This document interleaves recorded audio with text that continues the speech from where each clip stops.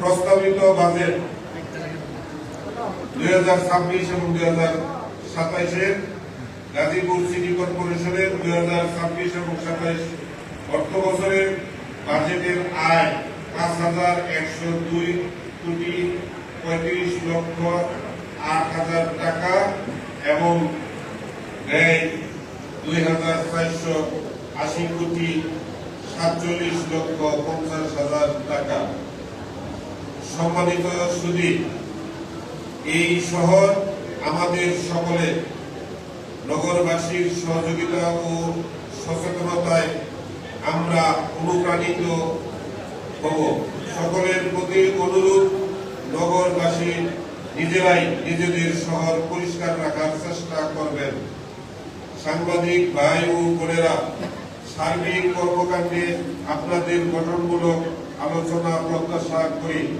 নগরবাসীর নাগরিক সুযোগ সুবিধা নিশ্চিত করার লক্ষ্যে অত্র বাজেট বাস্তবায়নে আপনাদের দোয়া ও আন্তরিক সহযোগিতা কামনা করি।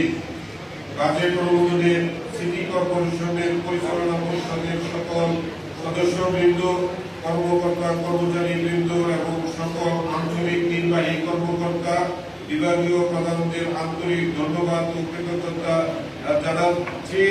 আজকের এই বাজেট ঘোষণা করা হলো। উপস্থিত আমন্ত্রিত অতিথি সহ যারা এই বাজেট ঘোষণায় আমাদেরকে সহযোগিতা করে এই বাজেটে উপস্থিত ছিলেন, সকলকে আমার সিটি কর্পোরেশনের পক্ষ থেকে, আমাদের সিটি কর্পোরেশন পরিষদের পক্ষ থেকে আন্তরিকভাবে শুভেচ্ছা এবং ধন্যবাদ জানিয়ে, কৃতজ্ঞতা জানিয়ে এই বাজেট ঘোষণা তার বক্তব্য এখানে শেষ করছি। খোদা হাফেজ।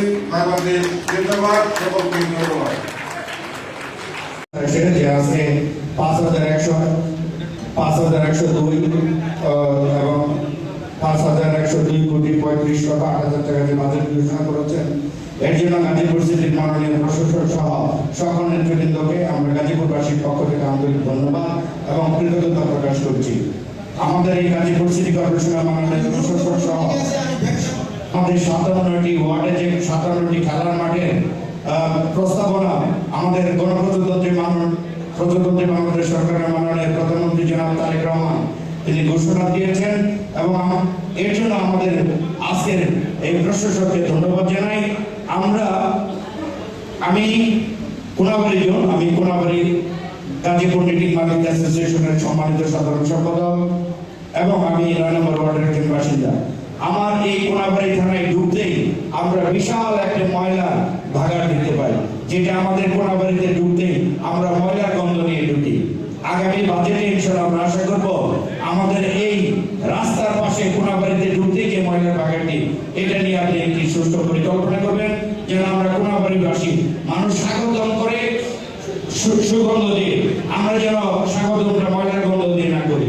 তো পাশাপাশি আমাদের শিল্প এলাকা, আমরা এখানে আপনার আয়করে বিশাল একটি ভূমিকা রেখে থাকি।